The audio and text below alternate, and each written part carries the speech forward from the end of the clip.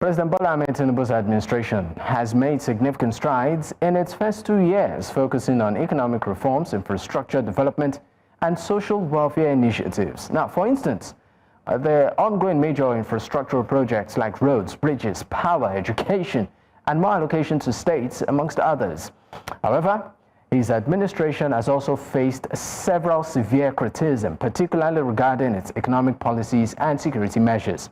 Now, to discuss this and dissect the journey so far, I am joined by, of course, Ijaw, that's Davies-Ijele, is the press secretary for the Social Democratic Party, for SDP for Kogi State. He joins virtually from Abuja. Also, joining me is Dr. Charles Oludare, as the Convener National Coordinator of the Social Rehabilitation Group. He joins from the US. And with me in the studio is George Ashiru, is the Lagos State Chairman of the ADC. Gentlemen, thank you for your time. Thank you. All right, maybe I should start with you, Mr. George Ashiru. Today marks 2 years of President Tinubu's, being in office. So far, how would you score him? Well, thank you. It's a mixed bag. Usually you would say 2 years is not enough to judge the capacity of a leader to implement their policies. But I always come back with this understanding that an OND just takes 2 years, and you expect the person to be able to go and work and deliver with that level of training in 2 years. Mm-hmm. I think someone who was prepared, who had decades with obvious ambition to be president, who understood the problem and had a quick fix. Now, you can then come and say, well, you have to lay some foundations, you have to build some structures in order for those fixes to become effective long term. But our history in Nigeria has shown that we've had leaders that have come with all manner of structural adjustment policies, IMF programs, all of which have made the people poorer. Mm. So my focus is usually never on the big projects, not on the big bridges, not on the banana islands, not on the big roads. Those are things that are easy because you can just borrow money to do them. I am focused on the human development indices. How are people faring under each administration? If you are a father and your children are suffering, you cannot tell them, I'm building towards your future. Right now, they're suffering and they'll be traumatized. And they'll be malnourished. And when they grow, that malnourishment will show in their bodies. Mm-hmm. So I think what we're lacking is the capacity to implement policies that, on one side, are lifting the people out of poverty, helping people to deal with economic issues, and simultaneously, borrowing money for other projects and other infrastructure issues. And I'm not talking about sending 40,000 to APC members and saying you're sending to people.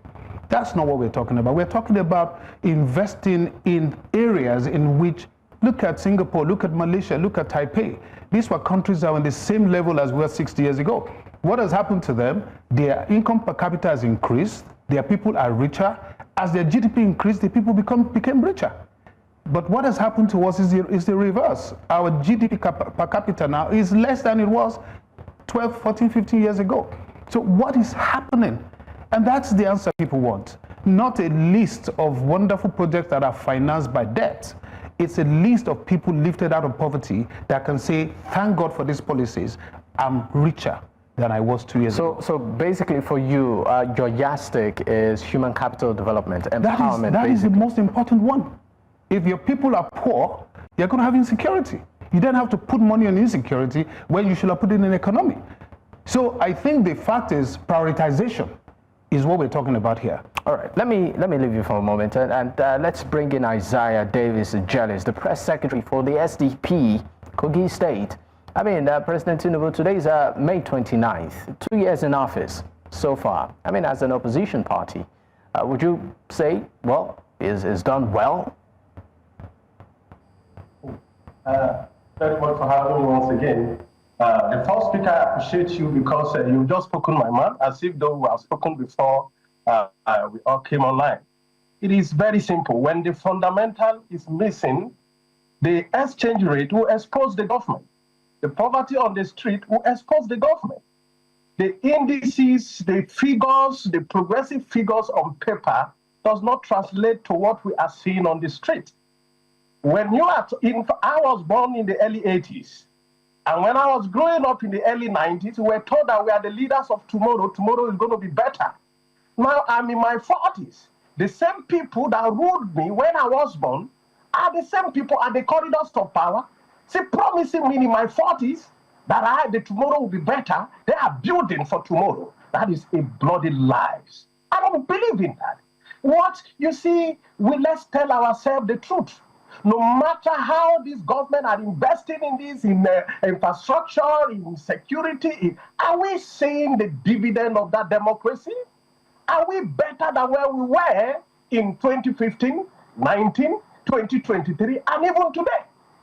How much are we buying the cup of Gary some years ago? And how much are we buying it now? How much of the government, how much investment the government have made on the people and on Nigerians? 60 years ago, some years ago, India, China, most of these countries, even Dubai, were poorer than Nigeria. But the leadership, the leaders of those countries built and established their citizens. They made the people. My Papa Edepo will say, stop raising money, raise the people. Nigerians have failed to raise people, always borrowing money, raising money, IMF, raising money, World Bank, raising money all over the world. They have not invested on the people, and that is why it is not. Are we even having a democracy today? Let's tell ourselves the truth. I just watched your press release. Or your news before this time about the judgment of the appeal court on the Edo election. They are contradicting themselves every day. Listen to this. No matter how we are celebrating democracy today, if the people cannot have the freedom to go to the poll and elect their choice and elect their candidate, trust me, we are not in democracy. The democracy has not been fulfilled. Democracy means your term is your power and you can vote whoever you want and your vote will count. But today, all the technicalities from court, all kinds of judges, I cannot figure out where we are going as a nation. And sometimes our heart bleeds. I cry sometimes looking at the situation, the poverty. Every day people are calling you either for money, for feeding, for hospital. For how long are we going to be continuing living in this? Your point passionately has been taken. But I'm still going to come back to you. Let's ask Dr. Charles Oludare. He's the Convener and National Coordinator of the Social Rehabilitation Group. He's joining virtually from the U.S. Dr. Charles, what do you make of President Tinubu's administration in 2 years? Are you impressed, even though you're in diaspora? Yeah, I full declaration in case our guests on the studio don't know. I'm a big supporter of the president, and I believe that after 2 years in office, my role or my job is not supposed to be to, come and toot his on. My job should be at this point to criticize, so that he can make adjustments that I feel that will give me the tools that I need to campaign for him again next year. However, I would love to definitely start from some of the things that I agree with what the two speakers have said, because yes, it is true that, the suffering is real, and we cannot tell the people to not listen to their growling stomach. They feel it. And, so I can understand that, the development, is yet to trickle down to, to the people. And definitely we are building roads, but if you are building roads, if you don't have food, you can't even get out of your house. So you want to use the road. But, I want to, be against some of the things that has been said, especially when it comes to the quote unquote IMF policies or the restructuring. And if we look at the restructuring that the president has done, it is very essential. And I always say that I love to use a bad example to make a good point, a strong point. If we look at this dollar exchange rate that some people call IMF policies, an example was last year, Dangote told us he was only able to get access to just a mere $2.7 billion through the CBN at official exchange rates. Now, if 2.7 million of us needed $1,000 each, which is the same amount, we would only be able to buy about $1 billion less than what Dangote was able to buy at the official exchange rate. So that shows that there is an hidden extortion that is accruing to the hands of the rich and the connected when it comes to all these multiple exchange rates that we are talking about. And what is responsible for the exchange rate going that high is not because of the policies, because of the fact that there is a demand that was hitherto not being met, that is now being met. Because if we do capital control, there will be nobody that will come and invest in our country. And this is still the investment that both speakers are talking about that we need to grow our economy. And we have to look at the country, not in a 2-year term, but in a lifetime term. We are 60 years old or 65 years old, sorry, but we are still young. And 2 years is not enough to write a Malay of a very long period of time. But I cannot begrudge the suffering which is going on, and which in my own estimation is due to another policy that was also inherited by this administration, but that this administration has failed to face headlong, which is the issue of protectionism. Okay. I wanted you to land. You said that the suffering was based on some policy, or a particular policy that was inherited by this administration. I wanted you to land on that. What policy did you say that is? That is our extra protect. I mean, not even extra. Still continue protectionism on food. We have a situation right now whereby if you go across to Ijaw and just walk to Cotonou, you can buy a bag of rice for 45,000 naira last year. But in Nigeria, it was 90 to 100,000. Because why? We have prevented our access to essential things that we need. So that we can protect a few businesses at the expense of the Nigerian people. Protectionism, in the immortal words of Ronald Reagan, protectionism is destructionism. There was a time when George Bush in 2001 protected the steel company for about 21 months. And when they did the analysis, it saved 6,000 jobs at the cost of $900,000 per job. So you could have afforded to give those people $150,000 every year for the next 6 years, and you would have still done a better job than this protectionism. So that protectionism is the reason Nigerians are really suffering. There was the extortion that I've spoken about, but we have a situation right now whereby the basic things from cement, you talk about houses being expensive and the cost of rents, but we don't have enough supply. If we have enough supply, landlords will have to bring down their prices, but you cannot build supply when cement is so expensive that common man cannot build houses. That is why you see estates on Banana Island and where people cannot afford, but the places that common man can afford to build a house and have apartment complexes, those things are deserted because we have put policies on ourselves. We cannot say we want to, in the words of the president, double our economy to $1 trillion in 10 years, and we are putting trade barriers in front of ourselves. So those are the things that I feel the president needs to address. We cannot be protecting a few businesses at the expense of all of us. If you look at the biggest private employer is Dangote. He employs those. Your point definitely has been made. I mean, you try to establish the fact that some of the challenges being faced as a result of some policies being inherited, but some Nigerians would also differ on that, saying that yes, these challenges were there, but not as severe as it is right now. I mean, on the day Mr. President was sworn into office, he declared subsidies gone. And for many Nigerians, that was the beginning of the issues. Immediately, cost of living went high. And that scenario in itself, many Nigerians feel it wasn't properly managed. But I understand we need to go on a quick break. Once we return, of course, I'll be coming back to my guest in the studio for his response, and we'll dig deeper into other issues on this matter. Stay with us. Many thanks for staying with us. Of course, it's still Politics HQ on New Central Television, and we are looking at the Tinubu administration in retrospect. May 29th, today, makes it 2 years this administration has been in power. I still have my guest with me, Davies-Ijele. Davies-Ijele is the press secretary for the SDP Kogi State. He joins virtually from Abuja. Also, Dr. Charles Oludare is the Convener National Coordinator of Social Rehabilitation Group. He joins virtually from the US. And George Ashiru is the Lagos State Chairman of the ADC. Is with me in the studio. Gentlemen, once again, thank you for your time. Let me come to you, Mr. George Ashiru.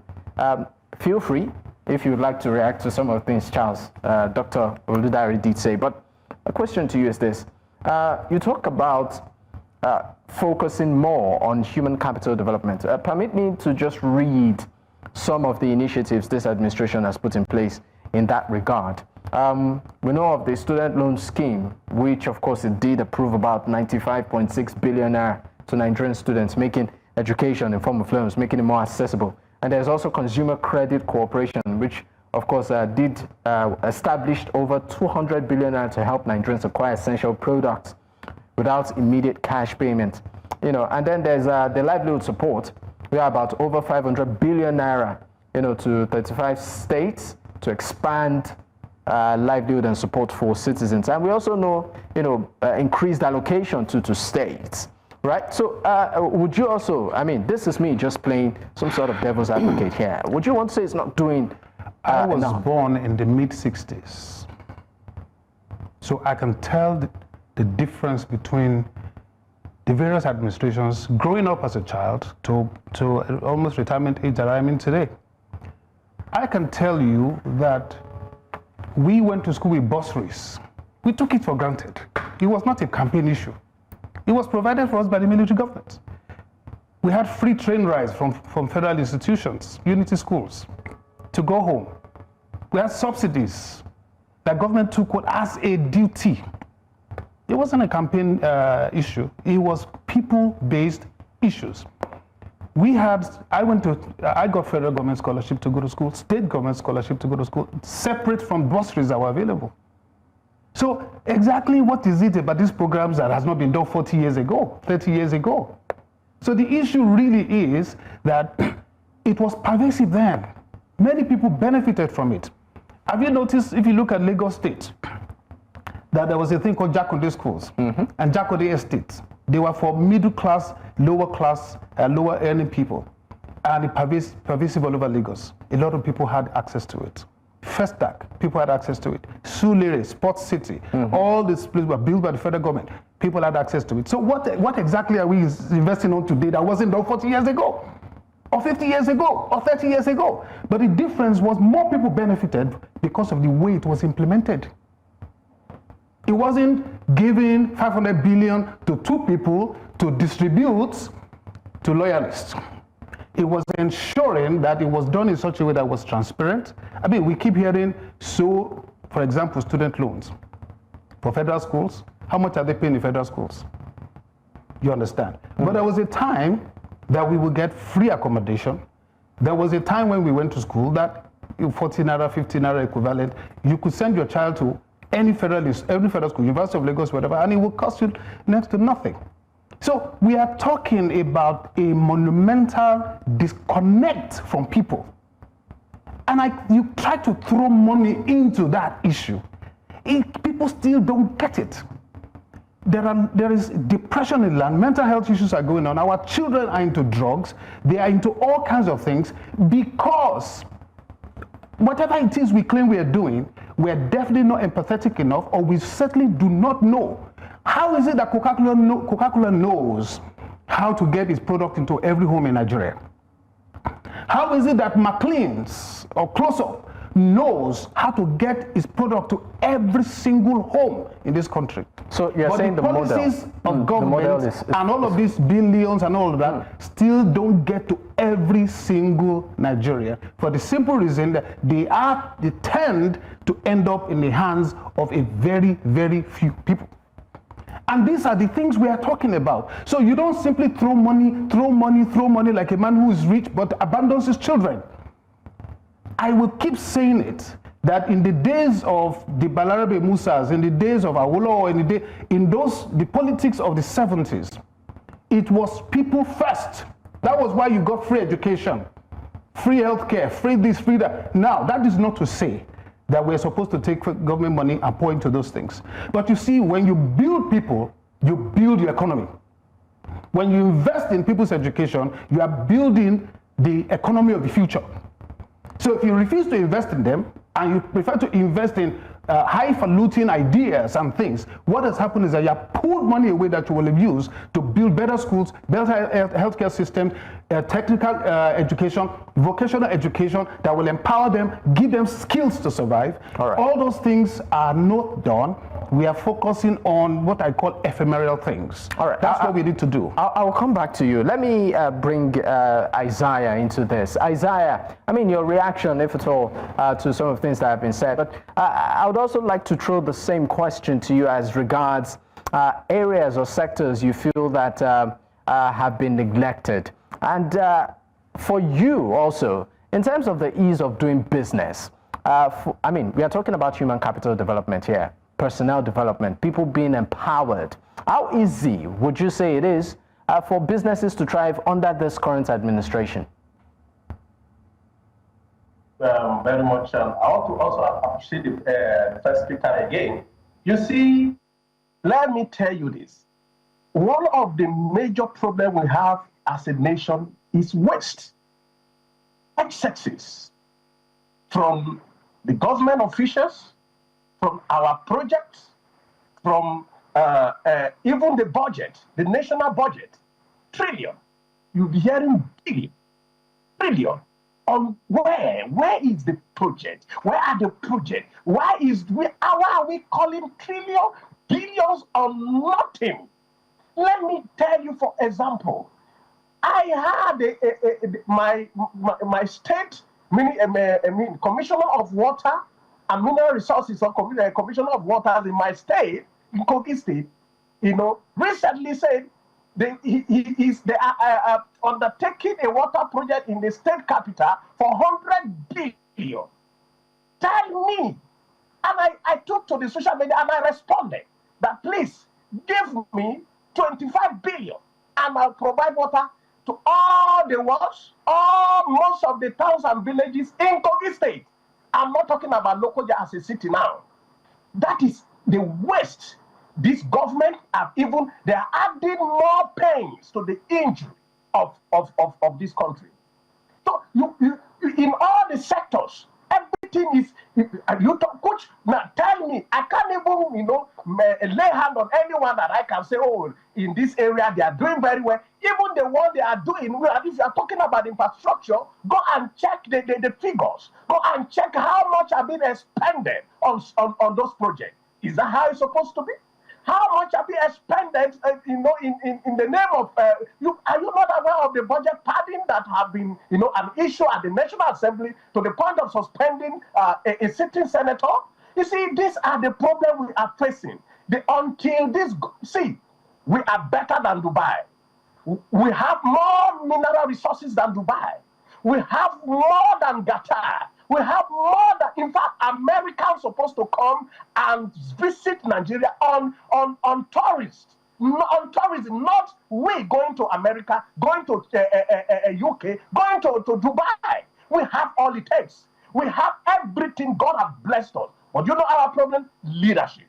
We don't have leaders. We don't have visionary leaders. We don't have leaders that see, let me tell you, I cannot, with sincerity, tell you today that this is where this government have done very, very well, and that is impacting the life of the common man.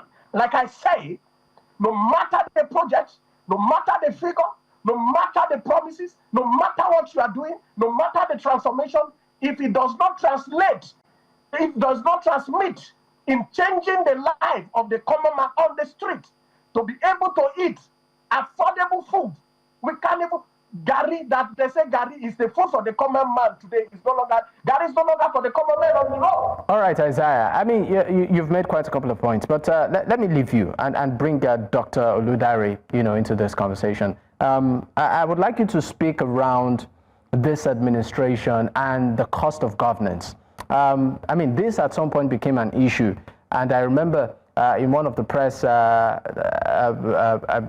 I call it, parley, the president did had, and this also was sort of raised, that it seems to have a bloated cabinet. And he said, look, it's a big country, right? And it needs people. But Nigerians have been saying, look, the cost of governance is an issue.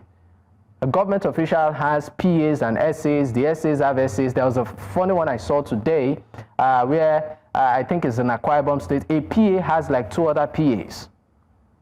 A PA, not an elected officer. He is an appointed officer, has like 2 other PAs, right? So I would like you to speak on the cost of government, even though I know you just said it on the show that, you seem to be, more aligned to the ruling party. The cost of governance, looking at, the situation of things and the fact that, we're trying to manage our limited resources.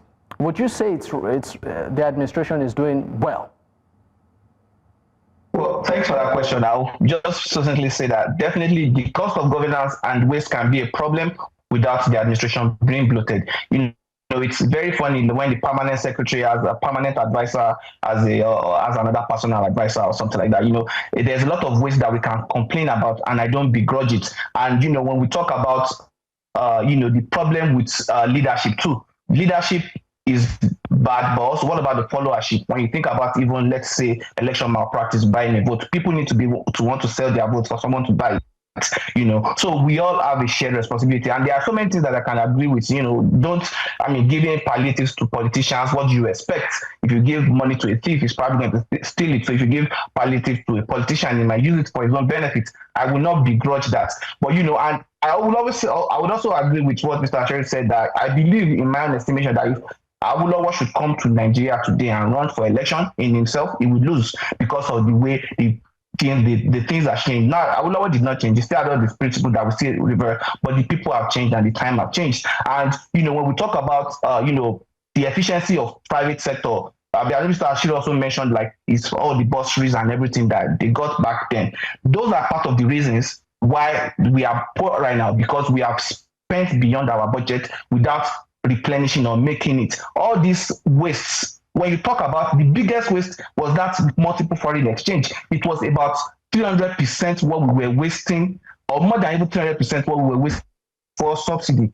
And all these things did not just start in the administration of Buhari or Bola Tinubu or Bangida. Even the Emir of Kano, Lamido Sanusi, said that about in the 80s, it was about 300%, 1 naira to $1, but it was $4, $4 naira to $1 outside. So these are ways whereby we have progressively, over the course of the history of Nigeria, immoraged money into the hands of the few rich men.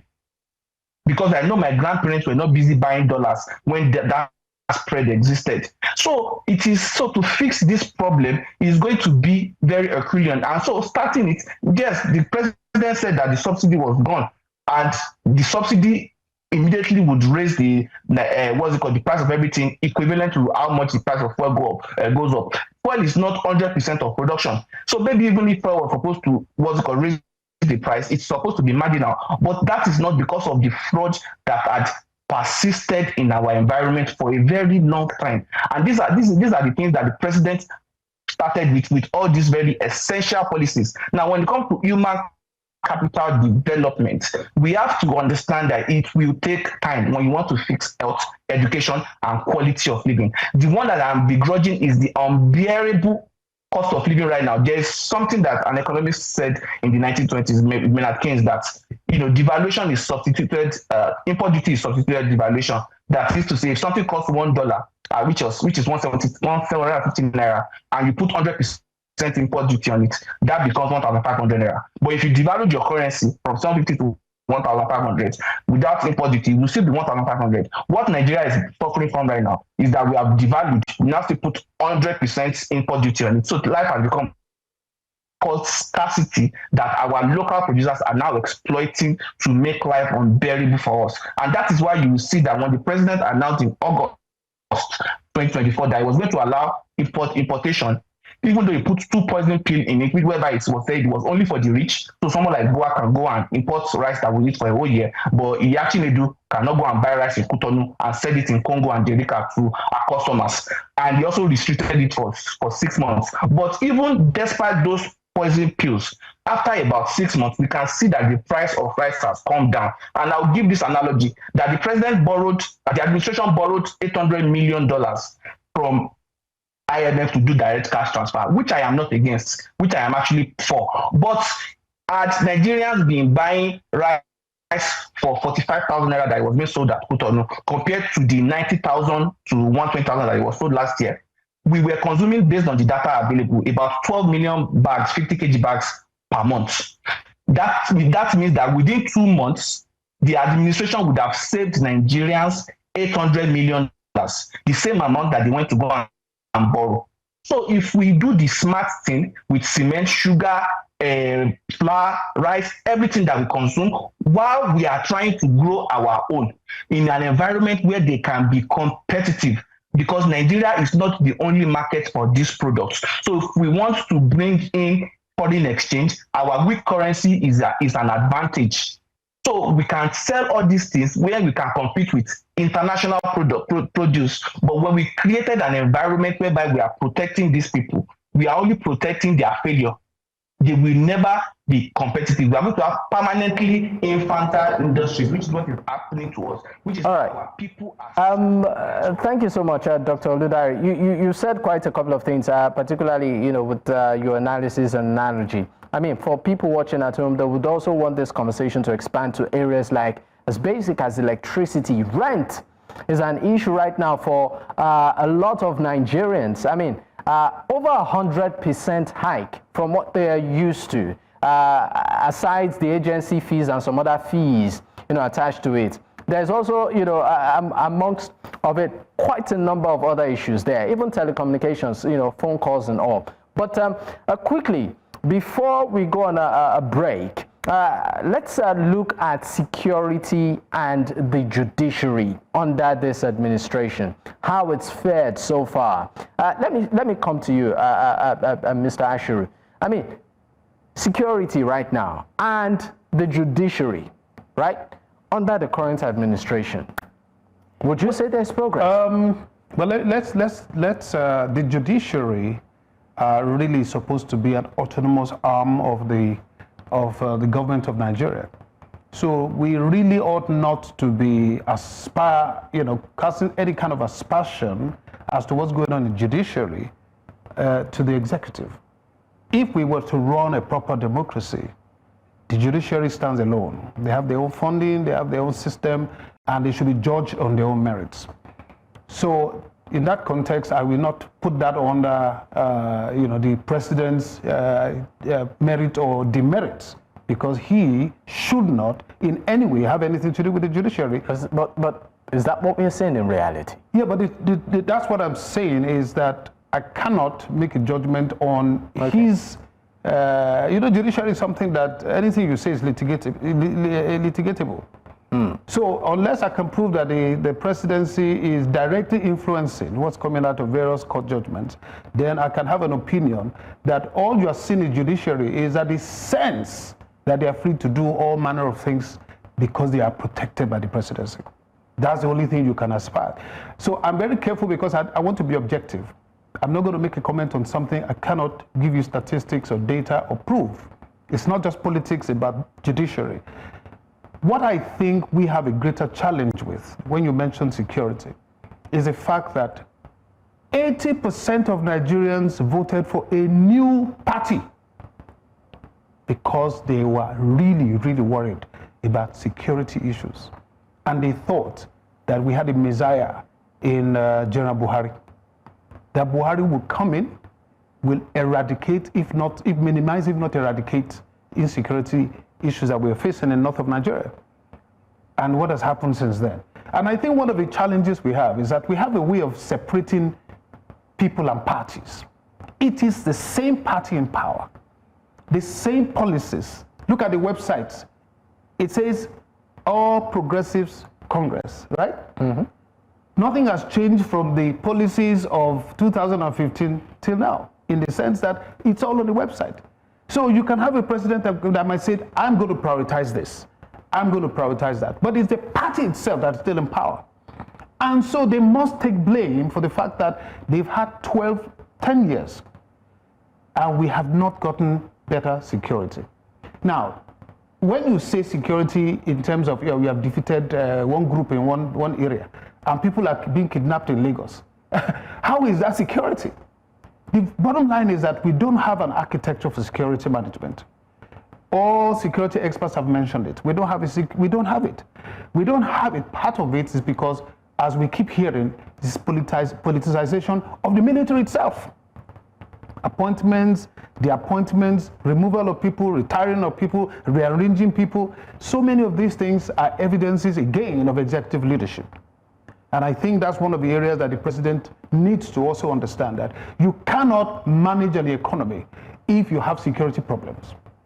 We all know that you cannot have products coming from the north of Nigeria to the south if people are going to be kidnapped along the way.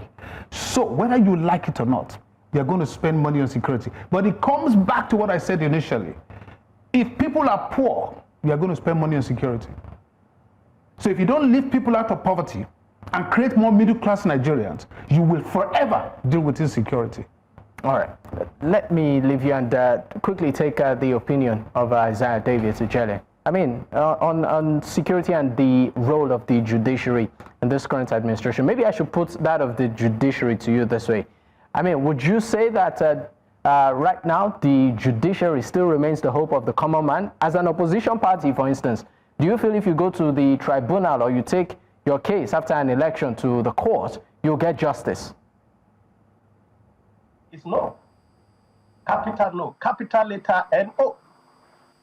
We were a victim of the judiciary. I was part and parcel of the off-cycle election in Kogi State as a spokesperson and director of new media for Muritala Yakubu Ajaka. I know what transpired. This is not, I was told right before my eyes, they rigged the election as against the original accredited voters. The law is very clear. The 2022 electoral bill as amended gave the power to the returning officer at the polling unit to announce according to the accreditation. What we witnessed in Kogi State was a scammed election. And it was upheld by the judiciary. Now let me tell you this. At the tribunal, the judiciary, the tribunal judges summoned INEC to produce a staff that could power and display the beavers in court to authenticate the accredited voters in each polling unit. Of over 500 polling units that we were, containing the result.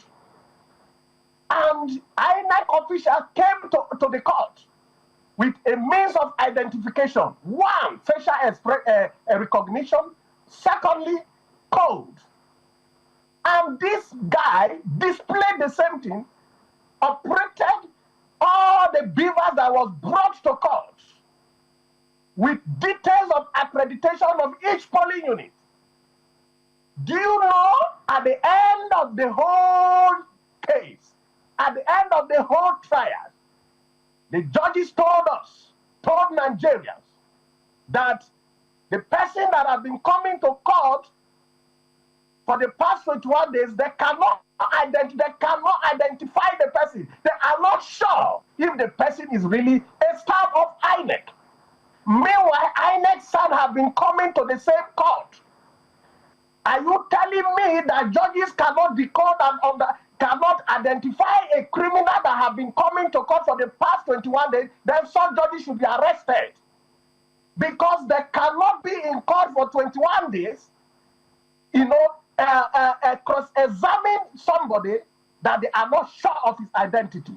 And that Ijaw, I know you have a lot to say, but I'm made to understand right now that we need to go on a quick break. When we return, of course, I'll still give you the floor to land your point. Do stay with us. We'll be right back. Many thanks for staying with us. It's still Politics HQ on News Central Television, and we're looking at the Tinubu administration 2 years after, in retrospect. Today, of course, is May 29th, and today also marks the anniversary, the second year in power, that anniversary. I still have my guest with me. Ijaw Davies-Ijele is the press secretary of the SDP Kogi State. Dr. Charles Oludare is the Convener National Coordinator of the Social Rehabilitation Group. And also with me in the studio is George Ashiru, is the Lagos State Chairman of the ADC. Gentlemen, thank you for staying with me. I'm going to still stay with you, Mr. Davies-Ijele, because before we went on that break, you were trying to establish a point. But I'm going to also add this so that you can just, respond to it all at once.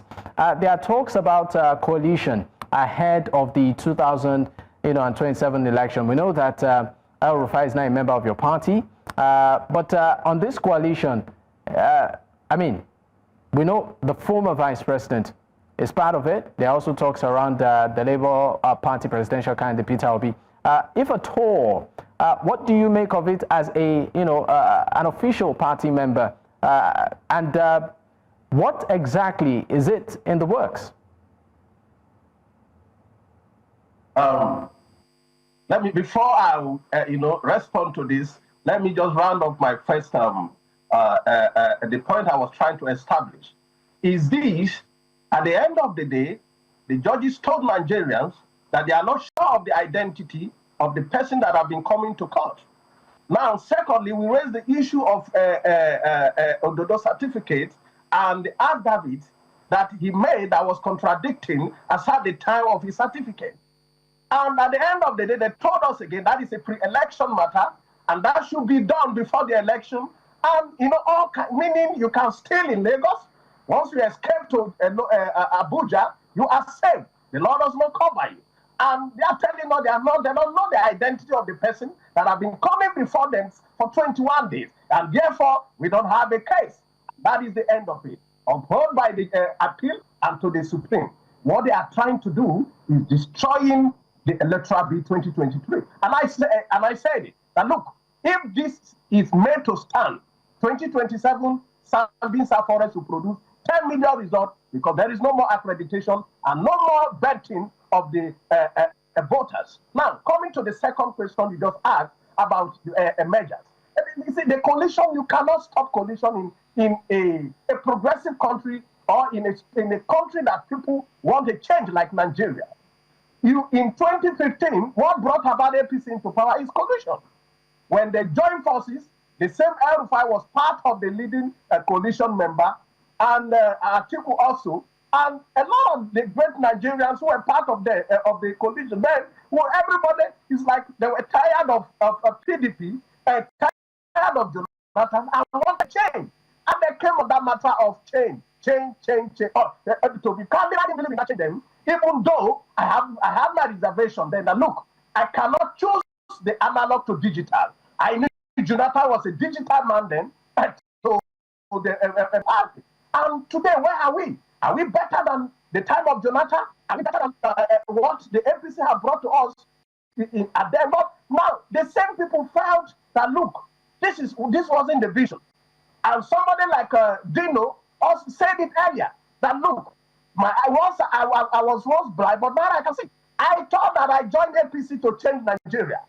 But the vision I'm seeing no longer tallies with what I believe in, and he pulled out.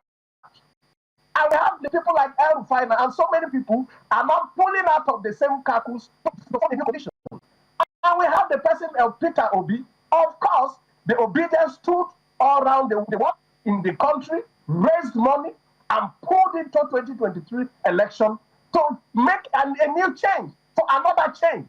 Peter Obi was the lover of everyone, to the point that the governor said, there is no home in Nigeria that you not have obedience. Even in my house, there is obedience in my house. A sitting governor. I sat there because Nigeria wanted a change that would better their life.